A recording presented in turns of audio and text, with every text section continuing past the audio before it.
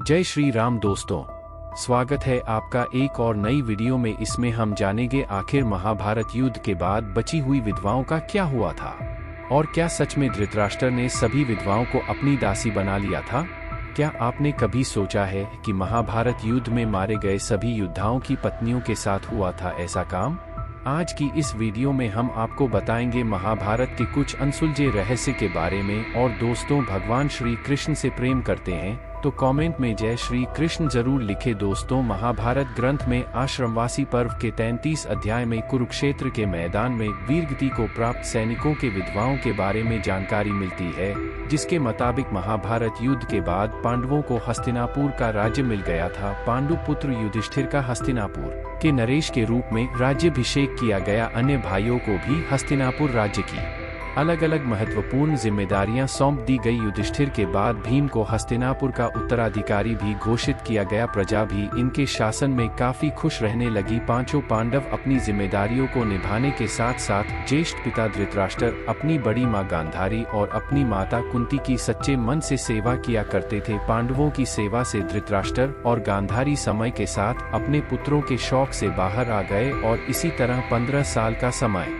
बीत गया। लेकिन एक दिन अचानक धृतराष्ट्र के मन में राजमहल छोड़कर वन में जाने की इच्छा हुई, जिसके बाद उन्होंने युधिष्ठिर के सामने अपनी इच्छा को प्रकट करते हुए कहा कि युधिष्ठिर, अब हमारा मन राजमहल में नहीं लगता, इसलिए हम चाहते हैं कि बचा हुआ जीवन वन में बिताए। तुम हमें वन में जाने की आज्ञा दो। अपने ज्येष्ठ पिता के मुंह से ये बात सुनकर युधिष्ठिर बहुत ही दुखी हो जाते हैं, लेकिन वो उनकी बातों को टाल नहीं सकते थे और विदुर भी युधिष्ठिर को इसके लिए समझाते हैं। जिसके बाद युधिष्ठिर ने वन में अपने ज्येष्ठ पिता के रहने के लिए कुटिया बनवा देते हैं और उन्हें जाने की आज्ञा दे देते हैं। जब धृतराष्ट्र जाने लगते हैं तो गांधारी, माता कुंती, विदुर और संजय भी उनके साथ चलने लगते हैं। कुछ दिन ऐसे ही बीत जाते हैं और इधर पांचों पांडव भी उनके जाने के बाद अपना पूरा ध्यान अपनी प्रजा की सेवा में लगा देते हैं। हस्तिनापुर की प्रजा भी पांडवों के सेवा भाव से काफी प्रसन्न रहती है, लेकिन इस प्रजा में शामिल विधवा स्त्रियां शौक में रहती है, जिनके पति कुरुक्षेत्र के मैदान में वीरगति को प्राप्त हो गए थे। अपने पतियों के शोक में स्त्रियां हमेशा रोती और विलखती रहती है। युधिष्ठिर चाहकर भी उनके दुखों को दूर नहीं कर सकते थे, क्योंकि उन्होंने खुद अपने लोगों को अपनी आंखों के सामने मरते हुए देखा था। कुछ दिन ऐसे ही बीत जाते हैं। फिर एक दिन पांडव में से सबसे छोटे भाई सहदेव को अपनी माता कुंती से मिलने की इच्छा होती है। सहदेव जाकर अपनी इच्छा को अपने चारों पांडव भाइयों को बताते हैं, जिसके बाद भीम, अर्जुन, नकुल और द्रौपदी के मन में भी माता कुंती से मिलने की इच्छा जागृत हो जाती है।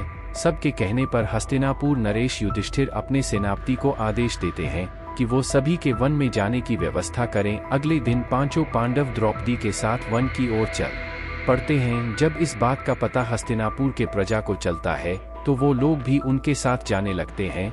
उन लोगों में वो विधवा स्त्रियां भी थी जिन्होंने अपने पति को महाभारत के युद्ध में खो दिया था। वन में जाकर पांचों पांडव उस आश्रम में जाते हैं जहाँ धृतराष्ट्र, गांधारी, माता कुंती, विदुर और संजय सभी निवास कर रहे थे और हस्तिनापुर निवासी उसी आश्रम के आसपास अपना डेरा जमा लेते हैं। कुछ दिन ऐसे ही बीत जाते हैं। तभी एक दिन महर्षि वेदव्यास उस आश्रम में पांडवों से मिलने आते हैं। पांडवों से मिलने के बाद जब वो आश्रम से बाहर निकलते हैं तो उनकी नजर हस्तिनापुर की उन विधवा स्त्रियां पर पड़ती है जो अपने पति के शौक में विलाप कर रही होती है। महर्षि वेदव्यास हस्तिनापुर के अन्य निवासियों पर भी गौर करते हैं। युद्ध में मारे गए अपने परिजनों के शौक में वो डूबे हुए होते हैं।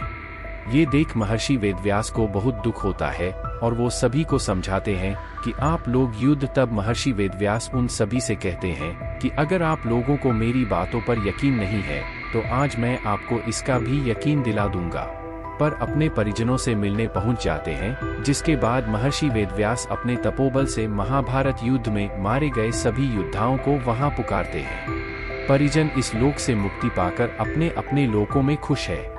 ये बात जानने के बाद सभी के मन में अपने परिजनों को लेकर शौक था वो समाप्त हो जाता है।